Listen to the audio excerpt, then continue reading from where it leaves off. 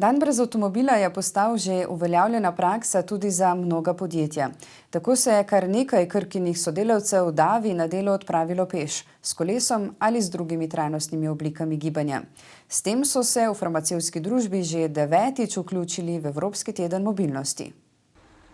Z željo, da bi prispevali k skrbi za planet, so se akciji Krkin dan brez avtomobila letos pridružili zaposleni iz 13 držav, v katerih ima Krka svoje poslovne enote. Mislim, da je to odlična pobuda in da je res to pobuda, ki je v skladu z razvojem trajnostnosti in tudi zelenim prehodom. Tako da vse pohvale. Je povedal Babič, ki si je skupni prevoz iz Bele krajine v službo danes delil s 3 sodelavci. Ker vemo, da je to tudi zelo zeleno naravnano, da se tudi lepo, da ohranimo okolje, pa tudi, da se dobro pogovarjamo oziroma, da se zjutraj malo povežemo pa razbudimo, da smo pripravljeni na nov dan. Meni se zdi odlično, še posebej zdaj v današnjih časih, ko je ozaveščanje nekaj zelo pomembnega. Se mi zdi to en delček mozaika, ki ga pripomore Krka in se mi zdi v bistvu ful dobro. Kot je dodala, se vse leto iz Ljubljane izmenjaje vozi s 4 sodelavci. Tudi Mateja Škerl, ki večkrat prikolesari na delo, podpira trajnostne oblike prevozov.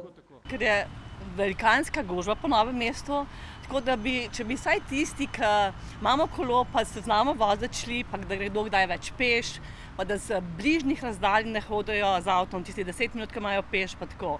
Da bi malo več se, že zjutraj naredimo nekaj zase, ne? Super, tu bi mogli še bolj množično izkoristiti, da ljudi spravimo na kolesa, pa na kolesarske steze, pa na pešpoti in priporočam.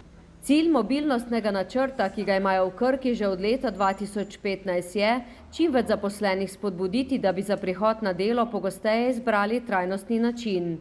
Alternativne oblike prihoda na delo nam omogočajo, da se manjša uporaba osebnih avtomobilov, kar povzroča in pripomore k večji prometni varnosti. Prav tako zmanjšamo negativne učinke na okolje in pripomoremo k večji kakovosti zraka povsod, kjer poslujemo. Spodbude zaposlenim na področju mobilnosti so učinkovite, kar potrjujejo polne kolesarnice, je dodala. Zdaj jih imajo 8, nekatere so tudi povečali in posodobili.